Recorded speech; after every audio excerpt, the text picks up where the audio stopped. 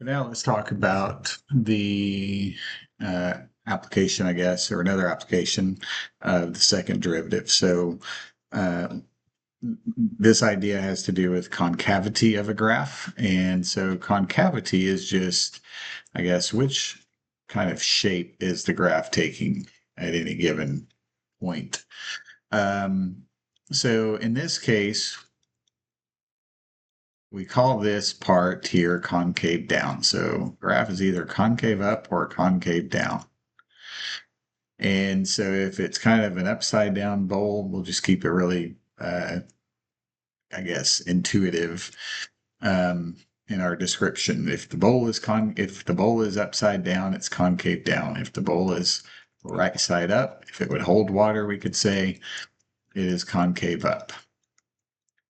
Now, one thing we'll talk about when we talk about concavity, just like when we talk about increasing and decreasing. So this graph would be increasing here, and where does it change? It changes where the tangent line is 0, and it would be horizontal. Where does the function change from concave up to concave down, or vice versa? Well, that's somewhere in here, and we'll talk about where exactly. But this point here where it changes is called the inflection point. So the inflection point is where the graph changes,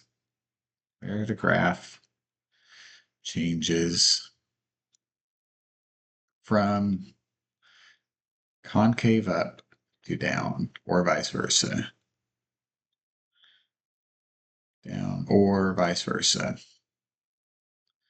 Now, it may not be easy to tell exactly where. I mean, it's probably halfway between these 2 points where it goes to the max and to the min.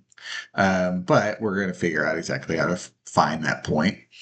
Now, the interesting thing is if we let a function have first and second derivatives on some interval a and b, a to b, then the function is concave up when the second derivative is positive. So the function is concave up when the second derivative is positive, and the function is concave down or downward when the second derivative is negative. So that seems pretty easy. Up positive, down negative. Seems to make sense. And so the PowerPoint in the book has this cute little drawing here where it makes a little smiley face with the plus. The plus for the eyes, smiley means concave up. And then we can do the negative and then concave down. So we do cute little pictures like this. All right, so let's see an example here. So find all intervals where this function is concave up or down and find the inflection points. So we need to take the second derivative. So let's take the first derivative. So we get 5x to the fourth minus 90x squared. And then we'll take the next derivative. So we get 20x cubed minus 180x.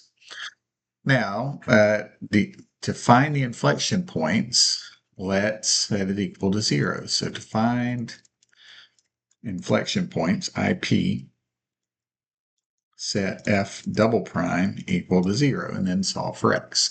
So let's set this equal to 0. We can factor out 20x, and then we are left with x squared minus 9 equals 0. And so we end up with x equals 0, x equals -3, x equals +3.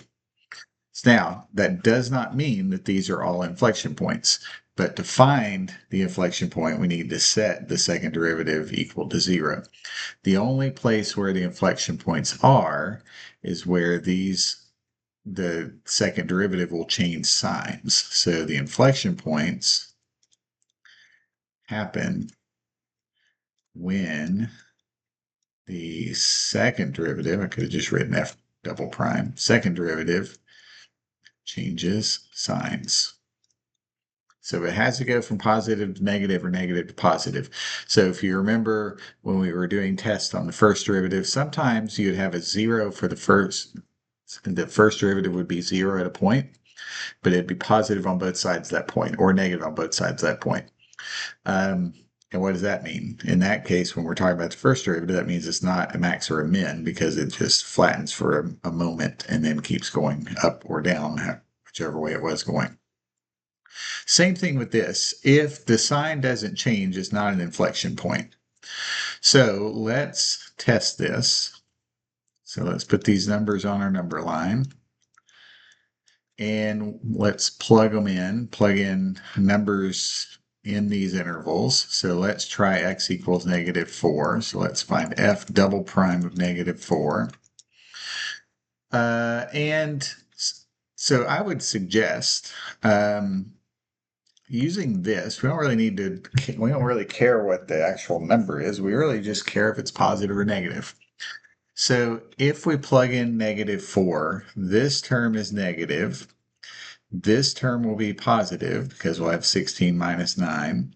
So f prime of -4 is going to be negative because we have a product of a negative number and a positive number. Now let's pick a number in here. Let's just do -1.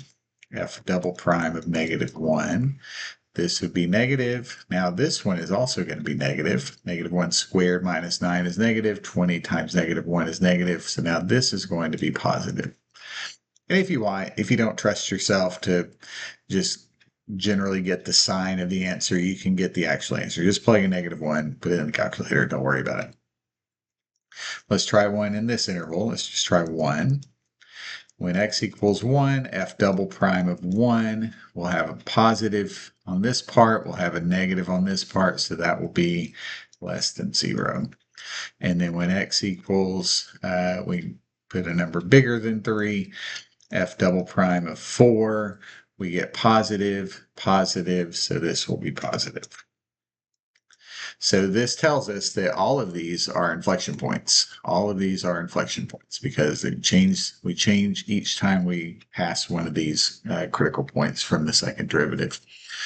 And we can say that we are concave up between -3 and 0 and 3 to infinity. So -3 to 0, union 3 to infinity. And then we are concave down from -infinity to -3, union 0 to 3, we are negative. Okay, so we're essentially doing the same thing that we did with the first derivative to find the relative max and min, or where it's increasing and decreasing. It's just now we're talking about if it's concave up or down. But the process is the same, other than getting to that second derivative. All right, so let's find the inflection points for this one. So we need the second derivative. First derivative will be 4 times x minus 1 cubed, and then the second derivative will be 12 times x minus 1 squared. Now set this equal to 0. So we divide by 12, we get x minus 1 squared equals 0. Square root, we get x minus 1 equals 0. And then so x equals 1. So now, is this an inflection point? Well, it's only an inflection point if the second derivative changes signs as you go from one side of 1 to the other side of 1. So we put our number line. Let's test a number less than 1. So just try 0. So f double prime of 0. 12 times 0 minus 1 squared. And that's going to be 12. That's positive. So we are concave up. F double prime, pick a number greater than 1. So let's pick 2. 12 times 2 minus 1 squared. That's also going to be 12, which is positive. And you can pick any number you want. You get positive no matter what. And the reason you get positive because you're squaring this. Positive 12 is positive, so it doesn't really matter what you pick. So 1, so no inflection points. 1 is not an inflection point. No inflection points. And f of x is concave up. Can't spell. Concave up everywhere. And if you look at the graph, x minus 1 to the 4th, x-intercept there at 1, And we're going to look something like this, where it's pretty flat right there, but it's going to look like that. So it's basically the x squared changed a little bit and shifted, but essentially the same shape. All right, second derivative test. Now this one is very useful, I think. I like this one better than the first derivative test. The second derivative test says we find the second derivative, and now C is a point where the first derivative is 0. So this is the first derivative. We found the second derivative, but C is some critical point with first derivative. So C is possibly a relative max or a relative min, or neither. If the second derivative is positive, then f of c is a relative minimum. If f prime, double prime of c is negative, then f of c is a relative maximum. So that might seem backwards. You might think, or you might want to think, that if the second derivative is positive, that should mean a max. If the first derivative is positive, that would mean a max. Well, not true. I didn't mean to say that. If the first derivative is positive, it's increasing. If it goes from increasing to decreasing, then it's a max. But if we look at the second derivative is positive. That means that f of c, f of that point, is going to be a minimum. Now, why is that? Well, all right, so let's, x and y axis, we have c right here. If f double prime is positive, that means we are concave up, right? So if we're concave up, we look like this. All right, that is a minimum. Likewise, if the second derivative is negative, that means concave down, which would mean it looks like that. And there is a maximum. So max, min. So it's actually backwards. And if you can remember this picture, that will help you remember this second derivative test. And then, of course, if the second derivative is 0, it does not exist, it doesn't give us any information. All right, so let's look at this. F of x, let's find all relative extrema. So let's find the first derivative. Now, to find the relative extrema, we need to find the first derivative, set it equal to 0, and find those values of x. So we get negative 6x squared plus 6x plus 72. Let's set it equal to 0. Let's factor out a negative 6. So that gives us x squared minus x minus 12 equals 0. X minus 4x plus 3 equals 0. So x equals 4, x equals negative 3. All right, so let's test this. Actually, we don't need to test this. We're using the second derivative test. So we just need to find these two values. Second derivative test. Second derivative. Take the second derivative, we get negative 12x plus 6.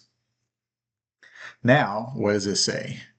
F prime of c equals 0. So we know that f prime of 4 equals 0 and f prime of negative 3 equals 0. So now what is f double prime of 4 and f double prime of negative 3? So f double prime of 4 is negative 12 times 4 plus 6. That's going to be negative.